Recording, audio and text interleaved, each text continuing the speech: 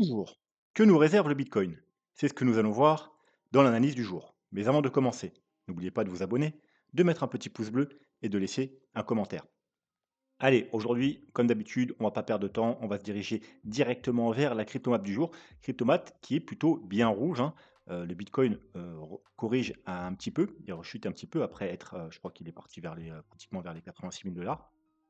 Corrige un petit peu, hein, légèrement. Pour l'instant, il y a rien de dramatique et bien, on peut voir que ça se répercute sur l'ensemble des altcoins, excepté IP qui nous fait un joli 26 et OM qui reprend un petit peu de poil de la bête. Alors, il est encore très loin de il corrige juste un petit peu, hein, mais après la les 90 qui s'est pris, voilà, 57 c'est pas grand-chose, c'est juste un petit rebond pour le moment. Allez, on va tout droit vers la Bitcoin dominance. Pas grand-chose à dire, hein, si ce n'est qu'on est toujours sur les, niveaux idéaux pour avoir un retournement. Alors bien entendu, avant ça, il faudra bien entendu que le Bitcoin reparte à la hausse. Il confirme, les cassures haussières et si ça se produit, on pourrait avoir, incessamment sous peu, alors bien entendu, ce qu'il nous faudrait, un Bitcoin, une Bitcoin dominance potentiellement qui continue à monter un petit peu. Pourquoi pas nous faire une petite mèche au-dessus, vous voyez, hein, comme, on a un gros niveau ici.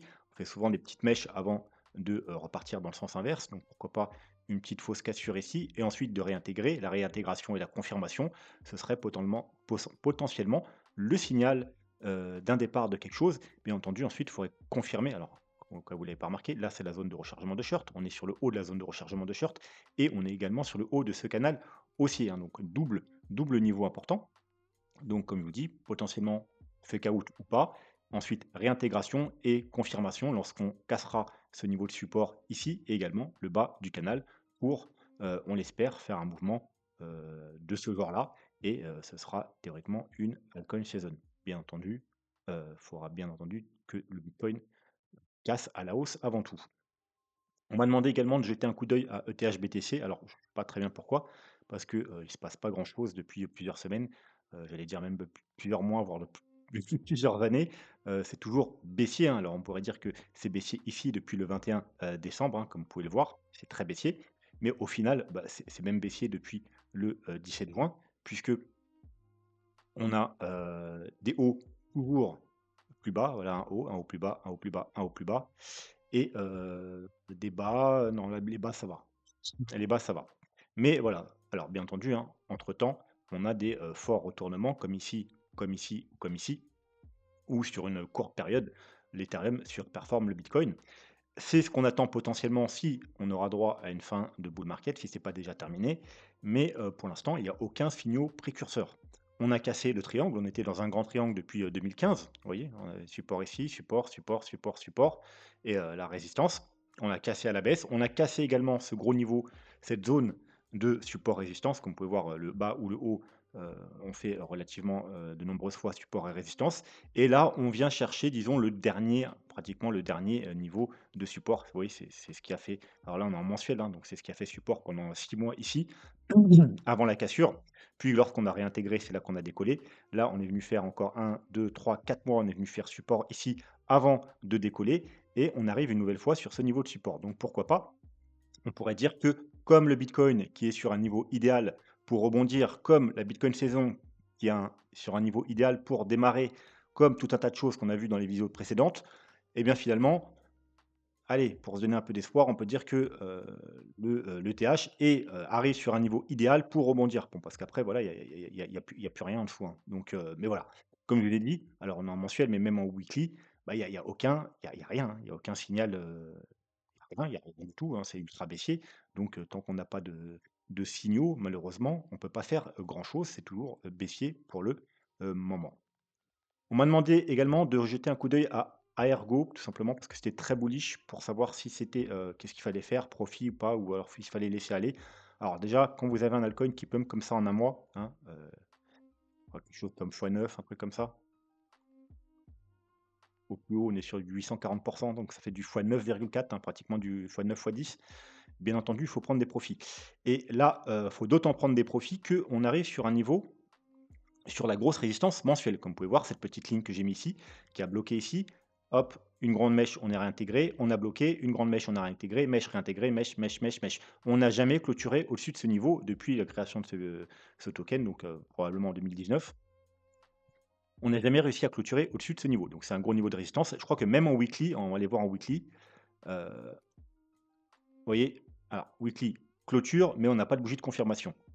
Clôture, pas de bougie de confirmation. Une mèche, une mèche, une mèche, une mèche, une mèche, une mèche, et là on est venu pile poil dessus. Donc même en weekly, on n'a jamais réussi à avoir une clôture et une bougie de confirmation. Donc effectivement, si on clôturait comme ça cette semaine et puis qu'on avait une autre bougie verte la semaine prochaine, on ferait quelque chose qu'on n'a jamais fait, donc potentiellement un signal de continuation haussière. Et effectivement, là, à Ergo, je crois qu'il est assez loin en market cap, hein, on va aller vérifier quand même. Tac, tac, tac.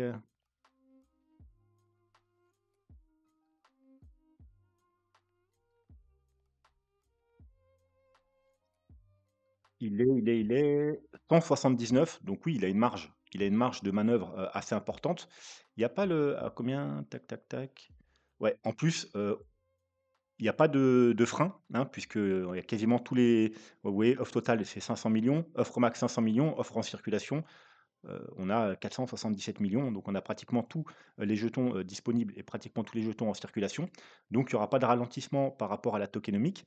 Donc effectivement, hein, si on avait des confirmations, il pourrait continuer à pump et il pourrait même, il pourrait refaire, hein, il a fait un fois 9, il pourrait refaire, peut-être pas un fois 10 derrière, mais il pourrait refaire un bon fois 2, fois 3, fois 4, fois 5 derrière.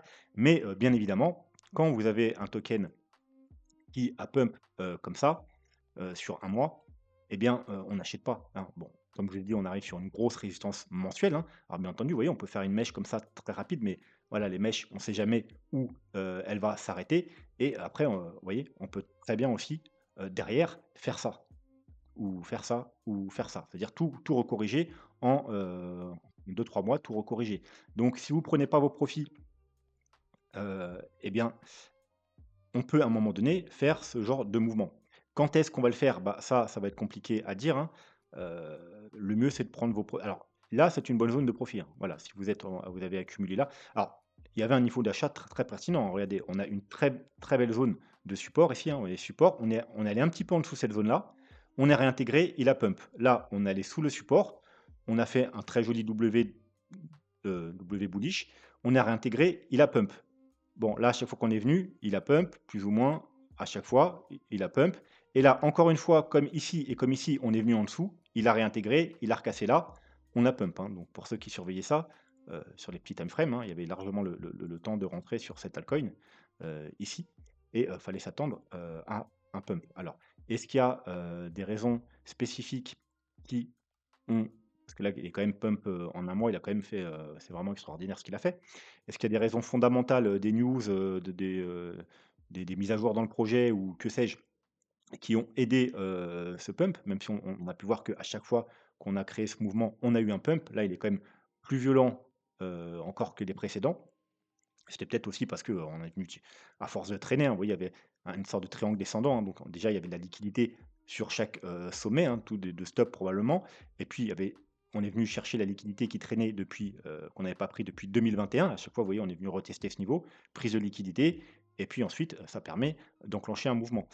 Heu, mais en tout cas, quoi qu'il en soit, bah, c'est sûrement pas le moment d'acheter et même si c'est vrai que si on confirme, on peut faire encore, heu, des gros chiffres derrière, mais i à quel moment vous allez sortir? Il y a rien quoi, il y a pas de les mouvements comme ça, on peut les ressortir tout aussi vite. Donc si vous êtes dedans, commencez à prendre des profits et ensuite prenez des profits sur la route, hein. Il y a pas vraiment de niveau parce que de toute façon, vous voyez au niveau des les mèches, elles sont tous à des niveaux différents. On a le niveau de clôture, bah, le plus important, c'est celui-là. Donc là maintenant, ça c'est de la découverte de prix si vous voulez. Alors, eh bien, pouvez vous faire, si vous voulez, hop, par exemple là une sorte de le gros range, un objectif, maximum on va dire, même s'il est assez haut. Heu, ouais quoique non, ça va, c'est raisonnable, hein, ça fait du x2. Mais, prenez des profits tout simplement sur le chemin, hein, petit à petit, parce que, s'il se retourne, ça pourrait être, violent et vous aurez, probablement pas trop le temps de, sortir. Voilà, alors avant de continuer et de passer au bitcoin, je vous rappelle que si vous voulez soutenir la chaîne plusieurs fois, financièrement, vous avez plusieurs, possibilités. Soit vous pouvez faire des petites donations en crypto-monnaie, vous pouvez utiliser un des liens d'affiliation, c'est que des plateformes que j'utilise personnellement pour trader et pour investir sur les crypto-monnaies et également si vous voulez vous diversifier et investir sur les marchés traditionnels, Trade Republic est pour moi la meilleure plateforme pour faire ceci. Vous pouvez également faire une petite donation via le petit merci ici à partir de 2 euros. Et le meilleur moyen de soutenir la chaîne, c'est de tout simplement en devenir membre. Et vous avez 4 petits paliers de 2,99 à 14,99. Et à partir du deuxième palier, 4,99, vous aurez également accès aux vidéos réservées aux membres. Voilà. Et bien entendu, si vous voulez soutenir la chaîne pas financièrement, le meilleur moyen, c'est tout simplement de vous abonner, de mettre un petit pouce bleu et de laisser un commentaire. Bref, le Bitcoin, court terme, alors on est sur le graphique 3 jours, hein, comme vous le savez, parce que c'est celui qui nous intéresse le plus en ce moment. On aura ce soir, on est combien? On est bien le 15 là? Oui, donc on aura ce soir la clôture à minuit. Donc quand on va passer le 16, de cette bougie. Donc si on n'a pas une rechute, d'ici là, on aura la confirmation. On a déjà eu sur le stock RSI, mais sur le MACD. Bien entendu, après, c'est toujours bien d'avoir une bougie de confirmation comme sur les graphiques. Mais voilà, c'est déjà une confirmation. Mais bien entendu, confirmation indicateur, c'est bien, mais confirmation graphique, c'est mieux.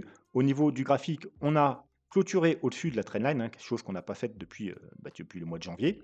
Mais il nous faut la bougie de confirmation. On est sur la bougie de confirmation. Pour l'instant, elle est rouge. Je vous rappelle qu'une bougie de confirmation, il ne suffit pas de clôturer au-dessus de la trendline, il faut aussi que la bougie soit verte. Voilà. Donc si la bougie n'est pas verte, il faudra attendre une nouvelle bougie. Et bien entendu, si on réintègre, bon, bah, c'est plutôt bearish. Voilà. Et ensuite, il faudra bien entendu, alors on va pas refaire la vidéo, allez voir la vidéo d'hier, en plus elle est assez rapide, où justement on analyse un petit peu le court terme, on va pas tout répéter. Aujourd'hui, on va plutôt passer à un peu plus long terme. Donc là, pour ceux qui aiment bien les choses simples, on prend le graphique long terme. Et voilà, on a quoi? On a une trendline en bleu, hein, c'est la trendline qu'on tient depuis le début du bull market, donc depuis de novembre 2022, hein, qu'on a testé à de nombreuses reprises. Encore une fois, on l'a testé la semaine dernière. On a fait une petite mèche réintégrée, c'était un très bon niveau pour se positionner. Quand on fait un petit fake out comme ça d'un niveau très important, un niveau weekly, voire même un niveau mensuel, donc au niveau des 77 000 – 78 000 $, c'était un très, très bon moyen pour se replacer.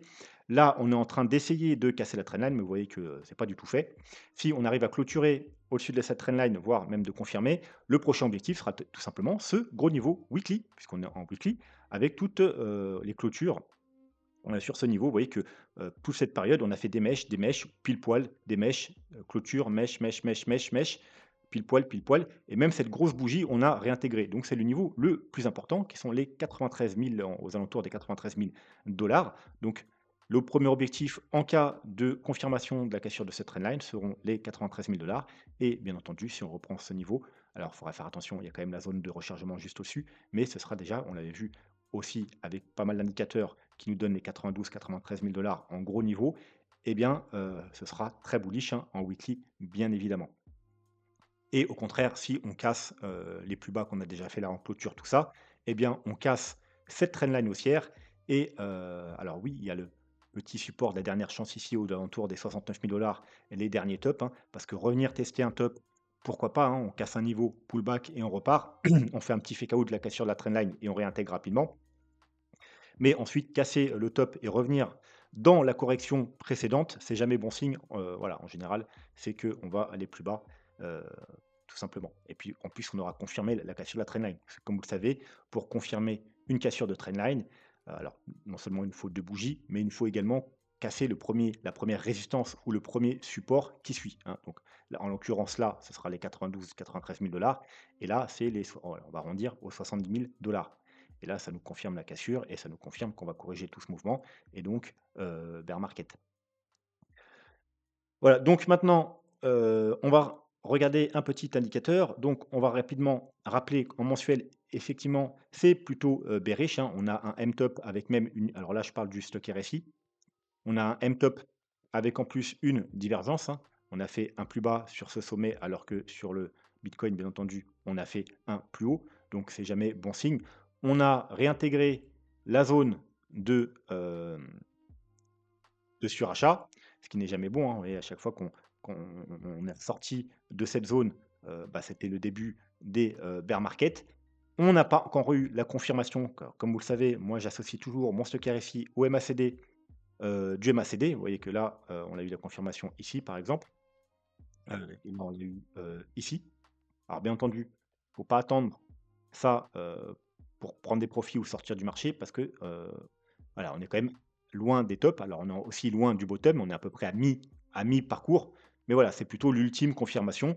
Voilà, on l'a pas encore eu, donc bon, bah, c'est déjà ça de gagner, mais voilà, comme vous le savez, c'est pas très bullish, quand même.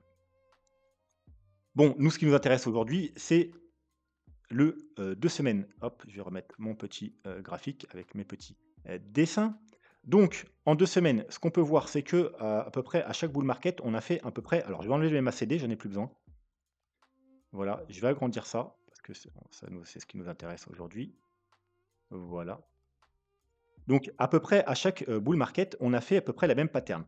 C'est-à-dire que alors vous voyez que j'aurais même dû mettre encore un petit rond, hop, ici, hop là.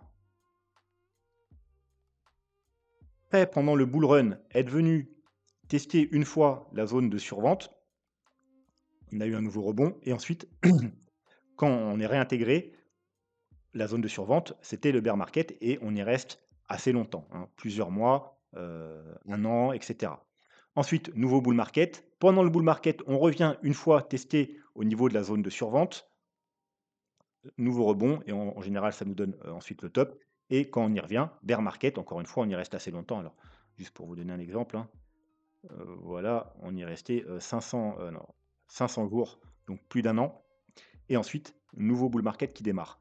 Ensuite, pendant le prochain bull market, on revient plus ou moins tester. Alors là, pourquoi on n'est pas revenu tester? C'est tout simplement parce que je pense que, voilà, ça c'est une correction assez rapide. Donc on n'est pas venu, mais voilà, en grosso modo, on est venu dans cette zone, une fois et ensuite fin du bull run et on revient dans cette zone. On y reste encore une fois plus d'un an. Nouveau bull run, on revient tester une fois, la zone de survente.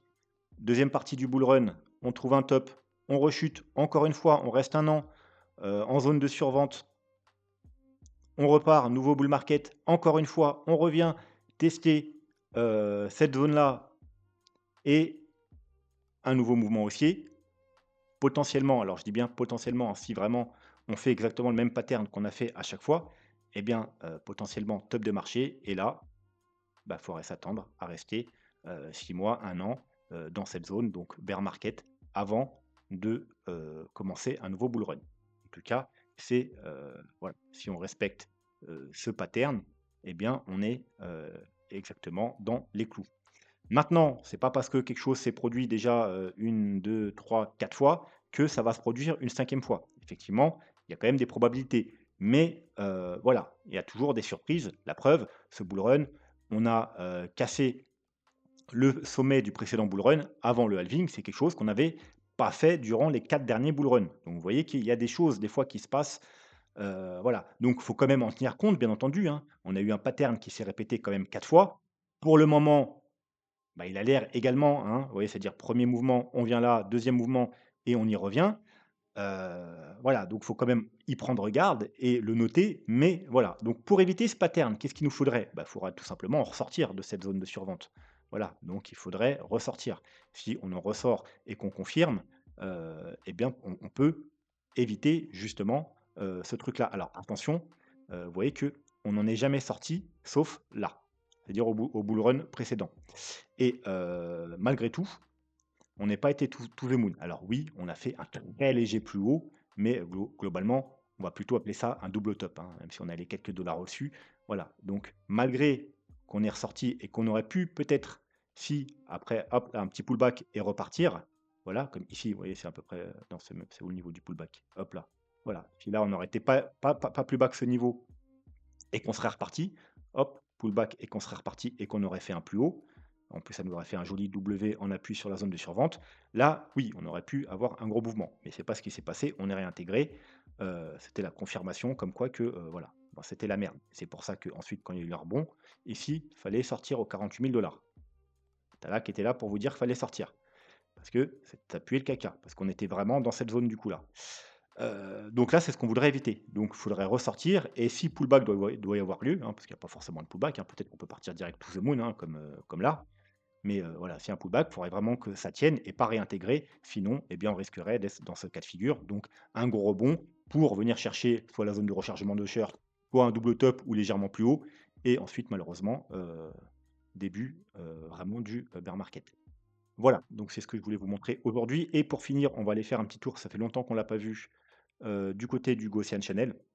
Tout simplement, la semaine dernière, encore une fois, hein, alors on l'a pas vu la semaine dernière, mais il y a pas besoin, on avait déjà énormément de choses qui nous disaient que c'était le moment idéal. Bon, ben, encore une fois, le Ghost Channel nous disait que c'était le moment ou jamais. Pourquoi? Parce qu'on est revenu toucher le haut du canal. On a même fait une petite mèche et réintégration. Donc encore une fois, quand on fait une mèche et on réintègre, très bon niveau pour placer au niveau des 78 000 $. Mais maintenant, faut tenir, il ne faut surtout pas clôturer dans le canal. Pourquoi? Parce que vous voyez là, ça tient, ça tient. Là, ça tient. Encore une fois, une petite mèche, on réintègre, c'est parfait. On rebondit, on rebondit. À partir du moment où on clôture, c'est le bear market. Là, on clôture, choc du Covid, et on a perdu plus de 50% et on est revenu sur les plus bas du bear market.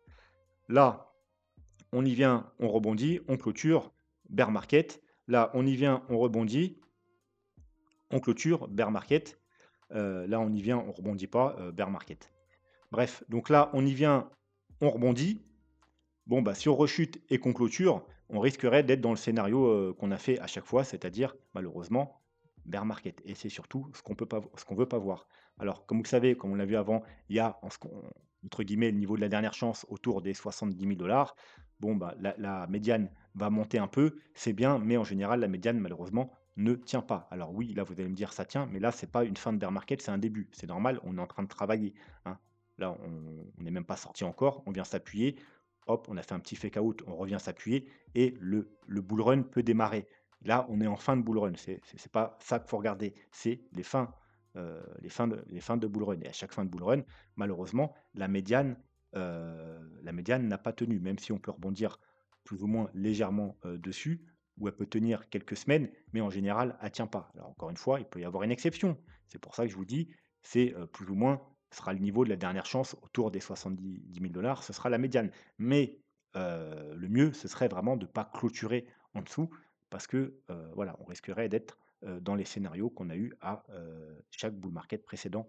Je vais même dire à chaque bear market précédent.